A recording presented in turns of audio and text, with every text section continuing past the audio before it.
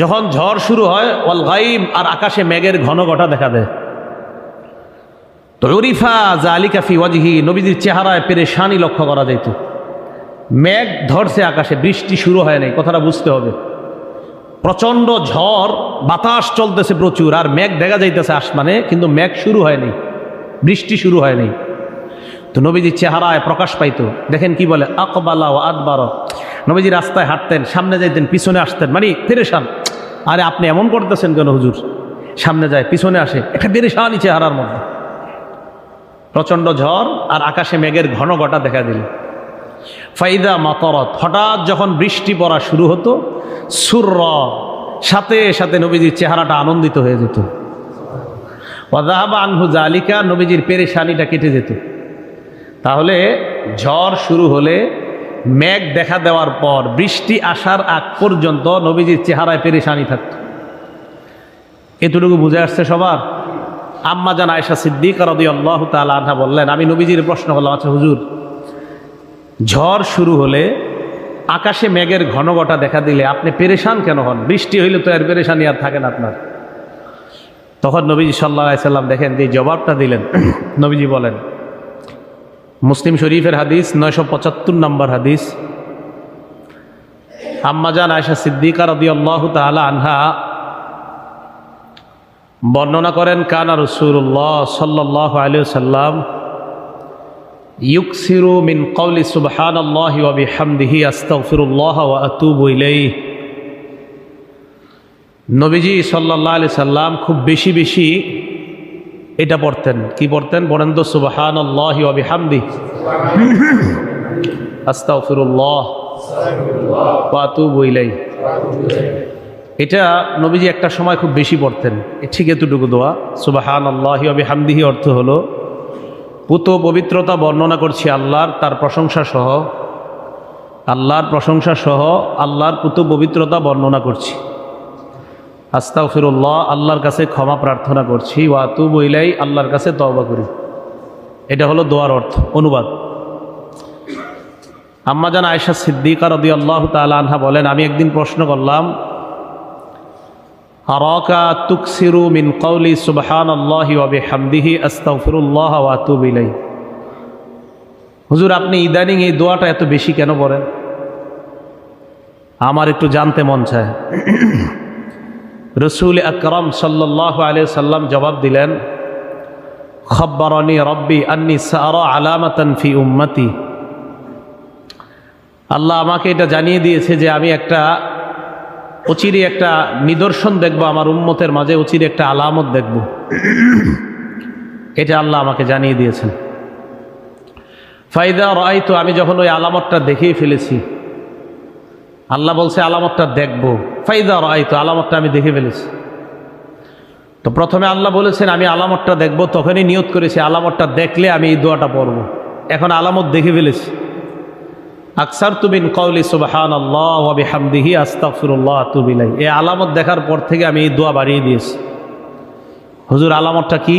নবীজি বললেন, ইদা জাআ নাসরুল্লাহি ওয়াল ফাতহ। এটা হলো আলামত, যখন আল্লাহর সাহায্য আসবে এবং বিজয় আসবে। বিজয় হলো মক্কা বিজয়। এটা হলো আলামত। হুজুর, কিসের আলামত? ওয়ারাআইতান নাসা ইয়াদখুলুনা ফি দীনিল্লাহি আফওয়াজা। আপনি দেখবেন মানুষ দলে দলে ইসলামে প্রবেশ করতেছে। তো এটা আলামত, তো ভালো আলামত। তো নবীজি বললেন, হ্যাঁ আলামত তো ভালো। তো আমার উম্মত যেহেতু দলে দলে প্রবেশ করতেছে, উম্মত যেন দিনের উপর থাকতে পারে, উম্মতের গুনাহগুলা যেন মাফ করায় নিতে পারে, তাই আমি এটা বেশি বেশি পড়তেছি উম্মতকে শিখানোর জন্য, তারা যেন তাসবিহ, ইস্তেগফার আর তওবা বেশি বেশি করতে পারে। ইসলামে তো দলে দলে আসলাম, আসার পর যেন ইসলামে থাকতে পারে উম্মত। সুবহানাল্লাহি ওয়া বিহামদিহি আস্তাগফিরুল্লাহ ওয়া আতুবু ইলাইহি। নবীজি সাল্লাল্লাহু আলাইহি সাল্লাম, ওনার তো কোনো গুনাহ নাই, তো উনি এটা কেন পড়তেন আমাদেরকে শিক্ষা দিলেন। এই জন্য জোয়ার, এটা তো ভালো, জোয়ারে ভাটা আসা খারাপ। জোয়ার, ইসলামের জোয়ার তো ঠিক আছে, তো জোয়ারের মধ্যে যেন ঝামেলা না হয় তাই শিখিয়ে দিলেন সুবহানাল্লাহ আস্তাগফিরুল্লাহ আতুবু ইলাইহি। এটা যেন থাকতে পারে, ইসলামের উপর যেন মুমিনরা থাকতে পারে, অটল থাকতে পারে। তো এই জন্য নবীজি সাল্লাল্লাহু আলাইহি সাল্লাম এই দোয়ার মাধ্যমে আমাদেরকে শিক্ষা দিয়ে দিলেন কিভাবে গুনাহ হয়ে গেলেও আমরা যেন আল্লাহর উপর অটল থেকে আল্লাহর উপর আস্থা বিশ্বাস রেখে ইসলামে থাকতে পারি। তাহলে আমাদের প্রতি নবীজির মায়াটা কম না বেশি? এই জন্যই নবীকে ভালোবাসা, যে আমার উম্মত দলে দলে তো প্রবেশ করবে, থাকতে পারবে কিনা ইসলামের উপর। তাই এটার মাধ্যমে আমাদেরকে শিক্ষা দিলেন। উদাহরণ নাম্বার 11, এটাও মুসলিম শরীফের হাদিস, 1959 নম্বর হাদিস, 1959 নম্বর হাদিস। রসুল করিম সাল্লাল্লাহু আলাইহি সাল্লাম, হাদিসে 1969 হতে পারে। রসুল করিম সাল্লাল্লাহু আলাইহি সাল্লাম বৃষ্টির দিনে এবং আকাশ যখন মেঘের ঘন ঘটা দেখা যেত, তা আম্মা জান আয়েশা সিদ্দিকা রাদিয়াল্লাহু তাআলা আনহা বলেন, উনি উম্মতের জন্য এত পেরেশান ছিলেন। কানা রাসূলুল্লাহ সাল্লাল্লাহু আলাইহি সাল্লাম ইদা কানা ইয়াউমুল রিহি ওয়াল গায়ম, প্রচণ্ড ঝড়ো হাওয়া যখন শুরু হতো, ইদা কানা ইয়াউমুর রিহি, প্রচণ্ড ঝড়, যখন ঝড় শুরু হয়, ওয়াল গায়ম, আর আকাশে মেঘের ঘন ঘটা দেখা দেয়, তো উরিফা যালিকা ফি ওয়াজহি, নবীজির চেহারায় পেরেশানি লক্ষ্য করা যেত। মেঘ ধরছে আকাশে, বৃষ্টি শুরু হয় নাই, কথাটা বুঝতে হবে। প্রচণ্ড ঝড়, বাতাস চলতেছে প্রচুর, আর মেঘ দেখা যাইতেছে আসমানে, কিন্তু মেঘ শুরু হয়নি, বৃষ্টি শুরু হয়নি। তো নবীজির চেহারায় প্রকাশ পাইতো। দেখেন কি বলে, আকবালা ওয়া আদবারা, নবীজি রাস্তায় হাঁটতেন, সামনে যাইতেন, পিছনে আসতেন, মানে পেরেশান। আরে আপনি এমন করতেছেন কেন হুজুর? সামনে যায় পিছনে আসে, একটা পেরেশানি চেহারার মধ্যে। প্রচণ্ড ঝড় আর আকাশে মেঘের ঘন ঘটা দেখা দিল। ফাইদা মাতরত, হঠাৎ যখন বৃষ্টি পড়া শুরু হতো, সুরর, সাথে সাথে নবীজির চেহারাটা আনন্দিত হয়ে যেত। ওয়াযাহাবা আনহু যালিকা, নবীজির পেরেশানিটা কেটে যেত। তাহলে ঝড় শুরু হলে, মেঘ দেখা দেওয়ার পর বৃষ্টি আসার আগ পর্যন্ত নবীজির চেহারায় পেরেশানি থাকত।